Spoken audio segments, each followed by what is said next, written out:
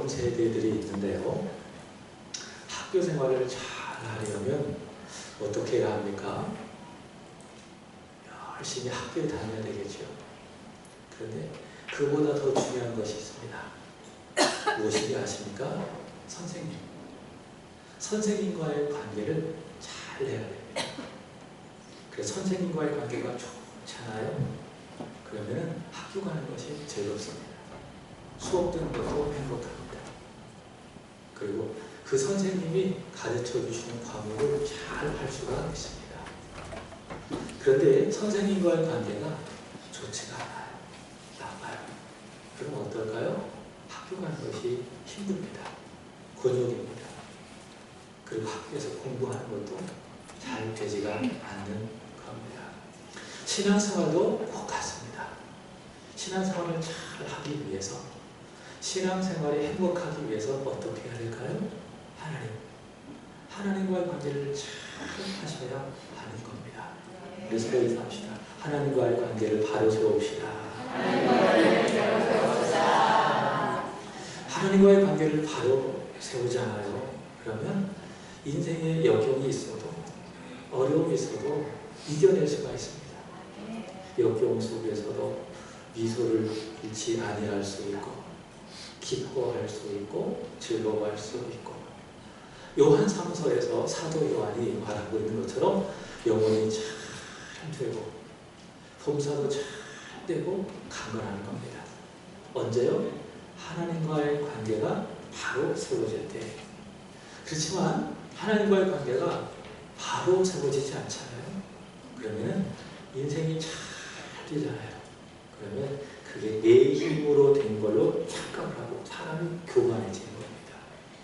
그 인생이 안 되잖아요. 그러면 그것 때문에 기가 죽고 낙심하게 되는 겁니다. 그러나 하나님과의 관계가 바로 세워지잖아요. 그럼 잘 되면 하나님께 감사하며 영광을 올려드리고, 또 안 된다 할지라도 그것 때문에 낙심하지 아니하고 소망 중에 다시 일어서게 되어주고, 하나님과의 관계를 바로 세우는 저와 여러분이 되기를 진심으로 기원합니다. 구약 성경을 보면 하나님과 이스라엘 백성들의 관계가 있습니다. 그 관계를 여러 비유로 이야기하는데, 여러분 대표적으로 잘 알고 계시는 것이 무엇입니까? 목자와 양의 관계지요. 이번 주 월상 예배를 드리면서, 지난달 8월달 월상 예배를 드리면서 하나님이 우리에게 주신 말씀이 시편 23편. 하나님은 목자이시다. 우리는 누구입니까? 그의 품 안에 있는 양이다. 목자와 양의 관계로 말을 하기로 합니다. 그래서 시편 23편에서 다윗이 고백을 합니다. 여호와는 나의 목자시니 내게 부족함이 없으리로다. 하나님은 누구십니까? 우리의 목자, 우리는 양이다. 하나님과의 관계를 그렇게 표현합니다. 그리고 또 하나는 무엇인가 하면 부부관계입니다. 하나님은 남편이시고 우리는 그의 아내라고 하는 것이죠. 예를 든다고 한다면 이사야 54장 5절에 보면 이렇게 이야기합니다. 너를 지으신 이가 내 남편이시라. 그의 이름은 만군의 여호와시다. 우리를 지으신 하나님, 그분은 누구시라고요? 남편이시다. 그렇게 이야기합니다. 이걸 이스라엘 백성들에게 적용해 본다면, 하나님은 이스라엘 백성들을 지으셨고 그들의 구속자가 되어주시고 또 그들의 남편이 되어주셨다는 것이죠. 그럼 이스라엘 백성들은 누굽니까? 하나님의 아내라고 할 수가 있겠죠. 오늘 본문의 말씀을 보면 하나님께서는 하나님과 이스라엘의 관계를 남편과 아내의 관계로 말하고 있는 것을 볼 수가 있습니다. 자, 먼저 보면 4절과 5절의 말씀을 한번 주목해 보시기 바랍니다. 아내이기 전 이스라엘, 남편 하나님을 만나기 전에 어떤 상태였는지를 묘사를 하고 있습니다. 우리 4절의 말씀을 보시면 읽어보겠습니다. 시작. 내가 그것을 말하건대 내가 날 때에 내 배꼽줄을 자르지 아니하였고 너를 물러주서 정결하게 하지 아니하였고 내게 소금을 뿌리지 아니하였고 너를 강도로 싸지도 아니하였고. 그대 고대 근동 사회에서는요, 아이가 태어나잖아요. 그러면은 그 아이를 살리고 건강하게 하기 위해서 4가지를 한다고 합니다. 첫 번째는 무엇입니까? 4절의 말씀을 보면 탯줄을 자르는 겁니다. 두 번째, 깨끗한 물로 그 아이를 씻는 겁니다. 그리고 정결하게 하기 위해서 세 번째, 소금을 그 아이에게 뿌려서 문질러준다고 합니다. 그리고 마지막으로 강보가 천이지요. 천으로 그 아이를 단단하게 감싼다고 하죠. 근데 아이가 낳았는데요, 부모가 그 아이를 키울 수 없는 능력이 될 때에 그 아이가 부모에게 짐이 될 경우 이 4가지 중 하나의 조치도 없이 그 아이가 버려지는 경우가 종종 있다고 합니다.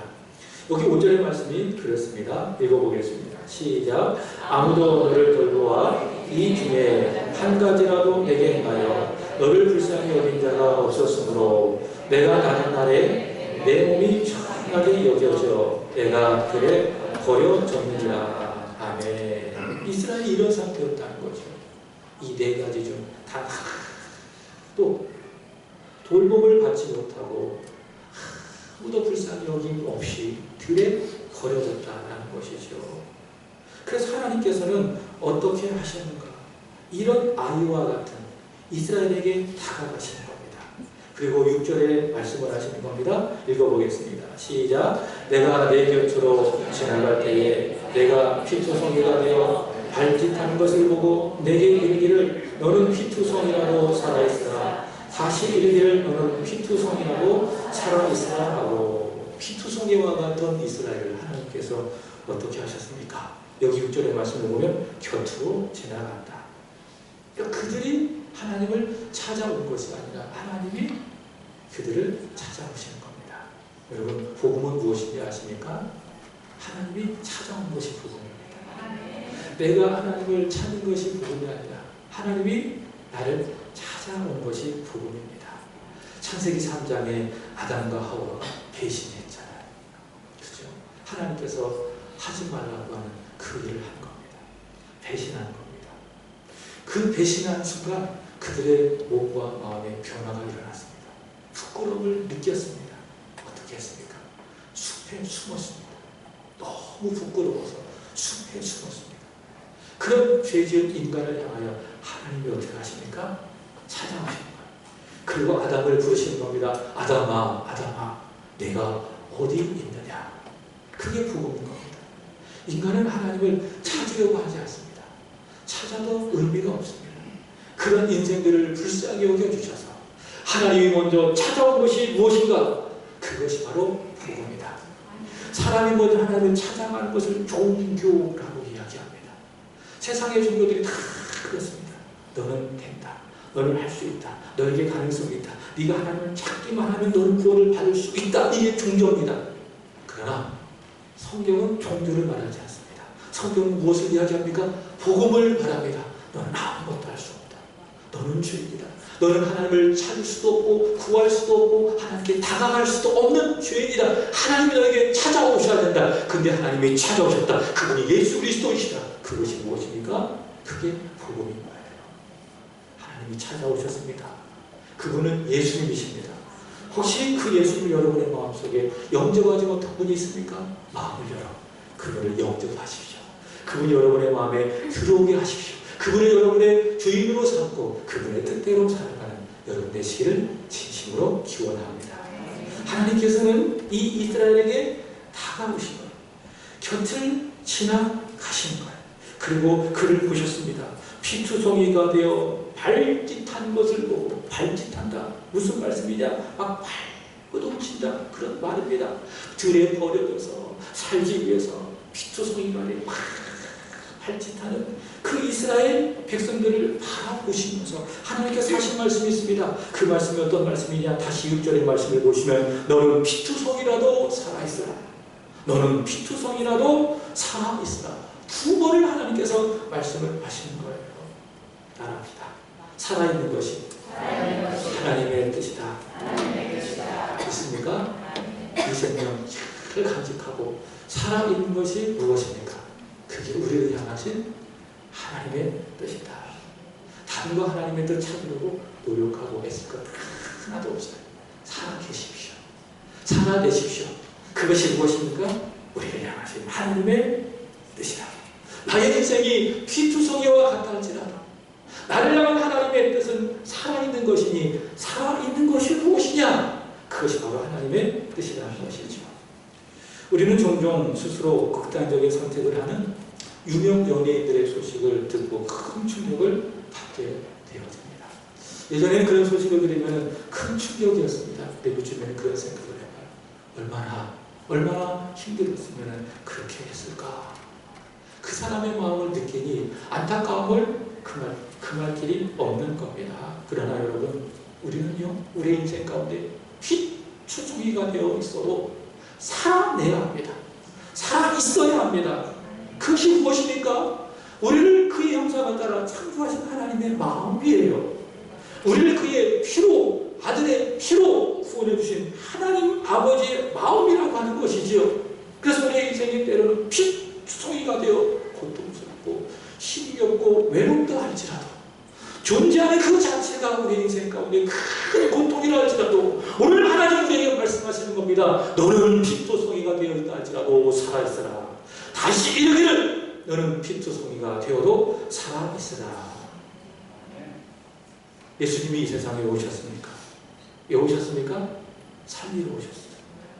믿으시죠? 아멘이시죠? 그는 너희를 호들과 저런 죽은 너희를 살리러 오셨느니라. 성경은 늘 우리에게 말씀하고 계시는 거예요. 요한복음 11장의 말씀을 보시면 죽은 나사로가 나옵니다. 죽은 나사로. 죽기 전에 나사로의 누이들이 예수님께 찾아오죠.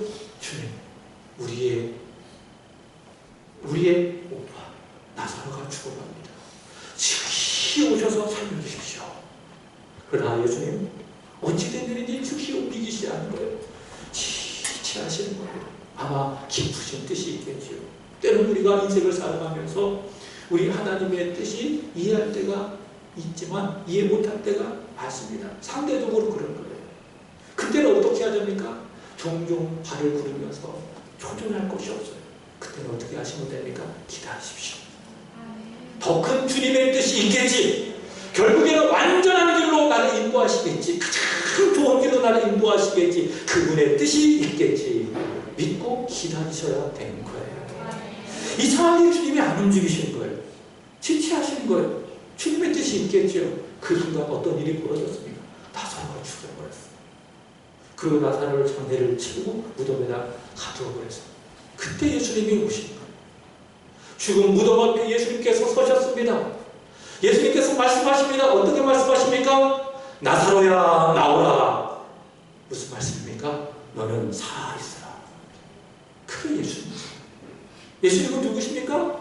죽은 사람을 살리러 오신 분이 예수님이라고 하는 거예요.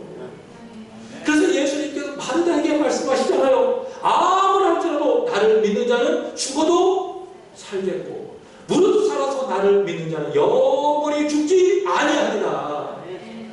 살아있는 것이 무엇입니까? 하나님의 뜻이라고 하는 것입니다. 살아계셔야 돼요.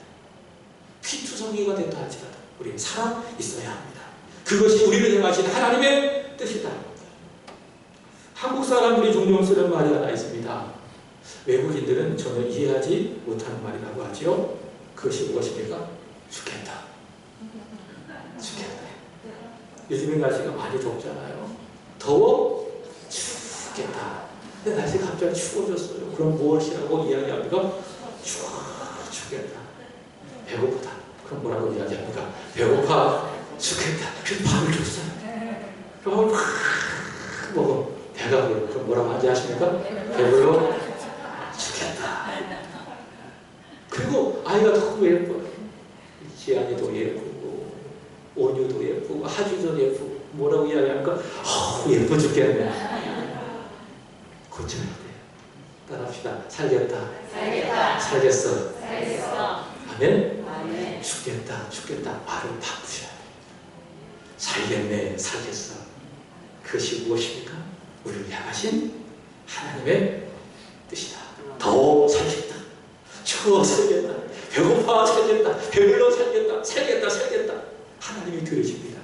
민수기 24장 28절의 말씀처럼 하나님 어떤 분이십니까? 들은 대로 행하시는 하나님, 살려주신 거예요. 힘들어도 살겠어, 괜찮아, 할 수 있어, 믿음으로 고백하고 선포하면 하나님이 들으시고 그대로 이루어가실 줄로 믿습니다. 빛주성이가 된다 할지라도 살아있는 것이 무엇입니까? 하나님의 뜻인 거예요. 하나님의 빛주성이가 되어 죽어가고 있는 이스라엘 백성을 향하여 말씀하시는 거예요. 너는 빛주성이가 되어 있어도 살아있으라. 다시 말하노니 너는 빛주성이가 되어 있어도 살아있으라. 자, 그렇게 하시고 하나님께서는 그 빛주성이 이스라엘을 사랑하셨다라고 이야기하고 있습니다. 자, 8절 보겠습니다.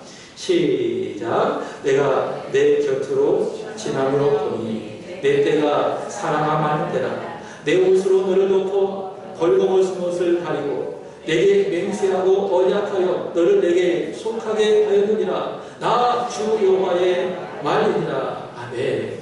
하나님은 유심히 보는 거예요. 빛주성이가 되어 죽어가고 있는 이스라엘 백성들을 유심히 쳐다보며 바라보며 보시며 느끼는 마음, 아, 사랑해줘야 되겠구나, 사랑할 만한 때로구나. 그래서 어떻게 하셨어요? 하나님의 옷으로 덮어서 그 벌거벗은 것을 가려주셨다라고 이야기하고 있습니다. 이것이 무엇입니까? 하나님의 사랑. 하나님의 사랑은 무엇입니까? 벌거벗은 것을 덮어주고 가려주는 것이 하나님의 사랑입니다. 마귀는요, 인간이 부끄러움을 어떻게 합니까? 다 드러냅니다. 더 이거야지.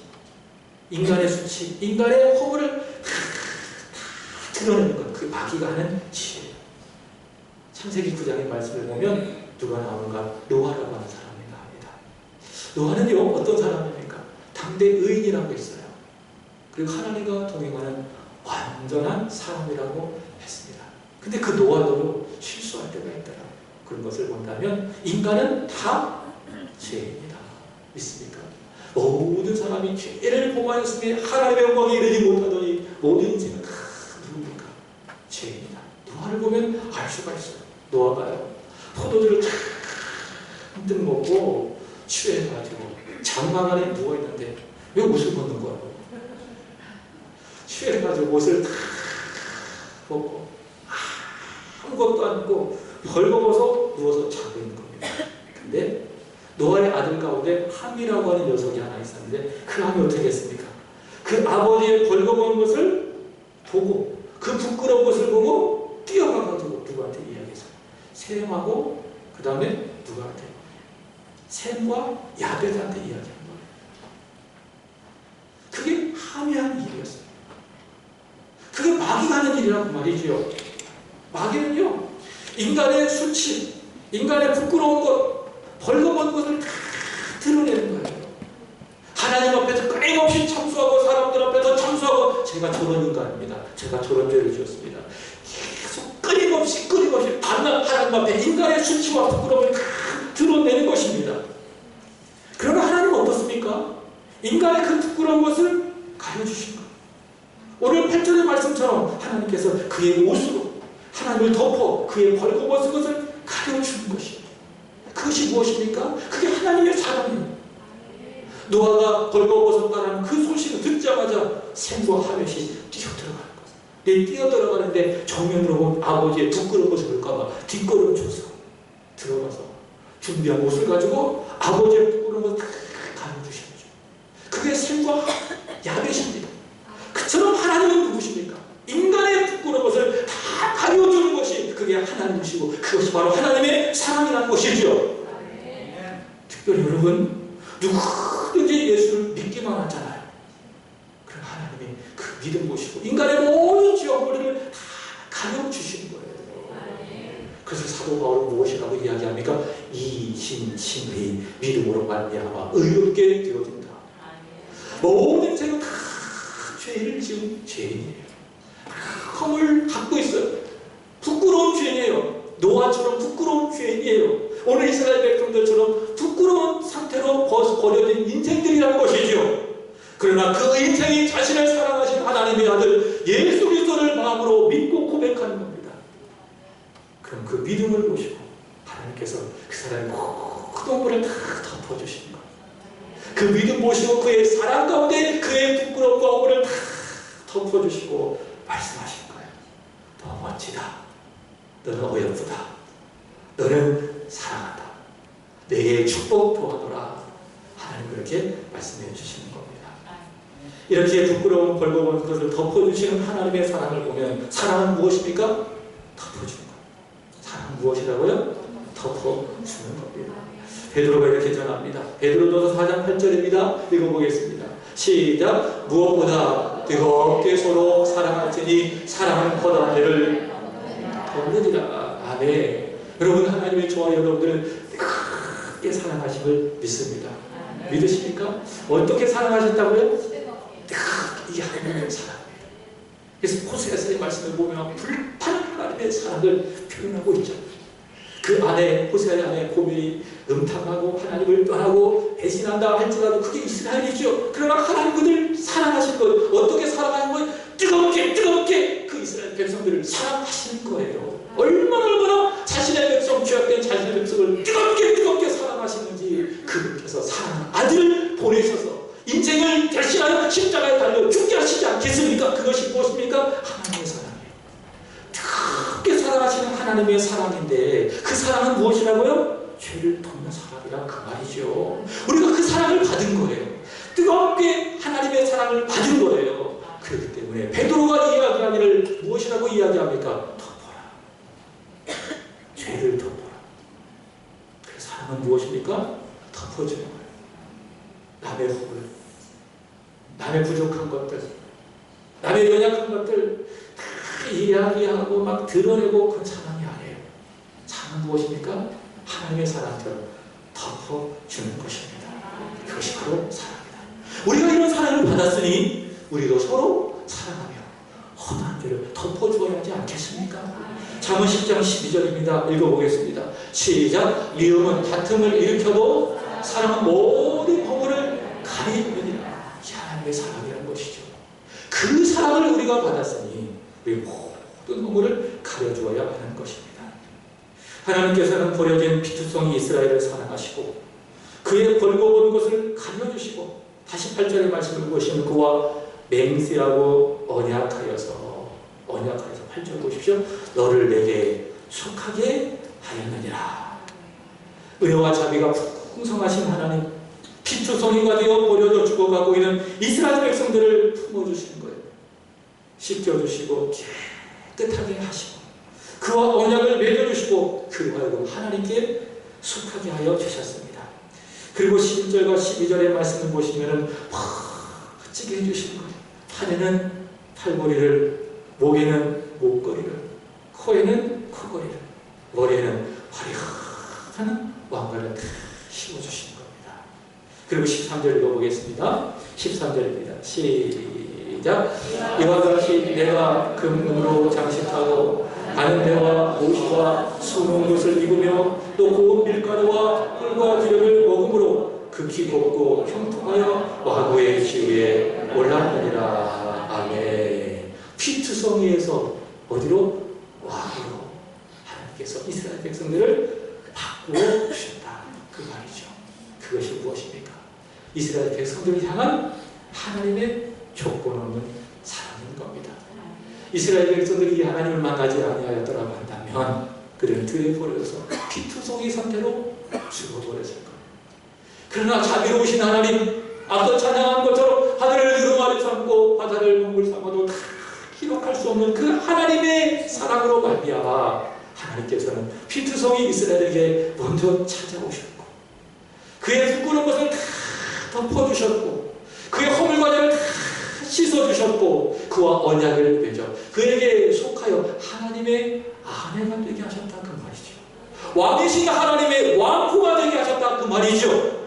그래서 오늘 말씀의 제목이 무엇입니까? 피투성이에서 왕후로 하나님은 이스라엘 백성들의 남편이 되시고 이스라엘은 그의 아내가 되었다. 여러분 그렇다고 한다면 왜 하나님은 피투성이 이스라엘을 왕후가 되게 하셨을까요? 거기에 다 목적이 있지 않을까요? 자, 그 답을 한번 찾아봅시다. 신명기 10장 12절 13절은 이렇게 이야기합니다. 읽어보겠습니다.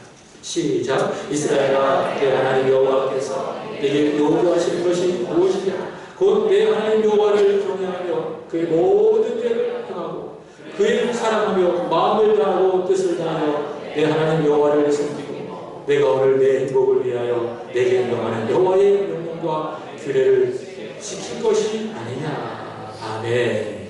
하나님이 왜 그들을 자신의 왕으로 삼아주셨습니까? 하나님을 경외하기 위해서, 하나님을 사랑하게 하기 위해서, 하나님만을 섬기게 하기 위해서, 하나님의 모든 명령에 순종하는 멋진 아내, 멋진 왕과 되게 하기 위해서 하나님은 이스라엘 백성을 비록 피투성이와 같았지만 자신의 아내로, 자신의 왕으로 삼아주셨다. 그런 말씀입니다. 그렇지만 오늘 본문의 말씀 2절의 말씀을 보시면 인자야 예루살렘으로 그 크지만 일을 알게 하여, 이 말씀을 보면 피투성이었지만 왕후가 되어진 이스라엘 백성들은 왕후답게 살지 못했다? 살지 못했다. 그들은 하나님을 사랑하지 않았습니다. 세상을 사랑했습니다. 우상을 사랑했습니다. 그들은 그들의 행복을 위하여, 그들의 생명을 위하여 허락하신 하나님의 말씀에 순종하지 않았습니다. 그들은 하나님을 섬기지 아니하고 마음속에 우상을 드리며 우상을 섬기며 여호와 보시기에 가증한 일을 행했다는 것이죠. 이렇게 구약은요, 하나님과 이스라엘 백성들의 관계를 남편과 아내로 표현했다고 한다면 신약 성경에 가서는 조금 업그레이드가 됐어요. 신랑과 신부로 표현한 것을 볼 수가 있습니다. 여러분, 이 피투성이 같은 이스라엘 백성들을 사랑하신 하나님, 그 하나님께서 몸을 입으시고 이 세상에 오셨어요. 그분이 누구십니까? 우리 주 예수 그리스도. 그래서 예수 그리스도는 사랑하셨어요. 누굴 사랑하셨느냐? 그가 대신하여 죽은 교회를 사랑하셨어요. 그래서 예수님은 누구시냐? 신랑이시고 교회는 그분의 신부가 되시는 것이죠. 에베소서 5장 25절에 보면 이런 말씀이 있습니다. 같이 읽어보겠습니다. 시작. 남편들아 아내 사랑하기를 그리스도께서 교회를 사랑하시고 그 교회를 위하여 자신을 주심과 같이 하라. 사도 바울은 예수님과 교회와의 관계를 설명하기 위해서 남편과 아내의 관계를 이야기하고 있는 겁니다. 남편이 신랑이죠. 아내가 신부죠. 그와 같이 예수님은 누구시라고요? 교회의 신랑이라는 거예요. 근데 신랑 대신 예수 그리스도께서 교회를 얼마나 사랑하셨는지 교회를 위해서 어떻게 하셨습니까? 십자가에서 자신을 주신 거예요. 그래서 여러분, 사랑이라는 것은 앞서 말씀드렸지만 수치 벌거벗은 것을 덮어주는 것이 사랑이지만 동시에 사랑은 무엇입니까? 주는 거예요. 사랑은 무엇이라고요? 주는 거예요. 예수님 왜 오셨어요? 주러 오신 거예요. 다 주셨잖아요. 그치? 그래서 아픔을 치유해 주시고, 힘든 사람의 마음이 있다면 어루만져 주시고, 죽어가고 있는 사람이 있다면 살려 주시고, 배가 고픈 사람들이 있다고 한다면 먹여 주시고. 예수님 왜 오셨어요? 사랑 아닌 주시러 오신 거예요. 그리고 결국에 어떻게 하셨습니까? 자신을 십자가에 주시고. 그게 예수님이죠. 예수님은요, 교회를 사랑하셔서 주셨어요. 자신의 모든 몸을 다 주셨어요. 그리고 교회를 자기의 신부로 삼아 주셨습니다. 오늘 말씀에 의한다고 한다면 피투성이와 같은 교회를 사랑하셔서 자신의 왕으로, 자신의 멋진 신부로 삼아 주셨다. 그런 말씀이죠. 이렇게 신부가 신랑 대신 예수님으로부터 사랑을 받았습니다. 그래서 바울은 이렇게 전합니다. 5장 24절입니다. 시작. 그러므로 교회가 그리스도에게 하듯 아내들도 법차에 자기 남편에게 복종할지니라. 아내가 남편에게 뭐 하듯이? 복종하듯이. 아내들이요, 남편에게 복종합시다. 아멘 소리가 잘한다. 아내들이요, 남편에게 복종합시다. 왜 집사님이 아멘 하세요? 넌 아내가 아니야. 남편들이요, 아내를 사랑합시다. 그건 남편들이 하셨네요. 아내들이요, 남편에게 복종합시다. 아멘. 아멘. 그와 같이 교회는 그리스도에게 어떻게 해야 됩니까? 복종해야 되는 거예요. 복종. 말씀에 복종해야 됩니다. 우리는 성경을 읽어가면서 예수님의 말씀이 이해가 될 때가 있어요. 때로는 이해가 될 때가 있어요. 이해가 될 때도 있고 안 될 때가 있고. 이해가 안 되면 어떻게 해야 될까요? 복종하시면 돼요. 이해가 되잖아요? 어떻게 하셔야 돼요? 아멘 하고 기쁨으로 예스 하면 순종하면 되는 거예요. 근데 때로는 이해가 안 될 때가 있어요. 그럼 말씀드렸잖아요. 나보다 더 큰 예수님의 뜻이 있다. 이해가 안 되면 어떻게 해야 돼요?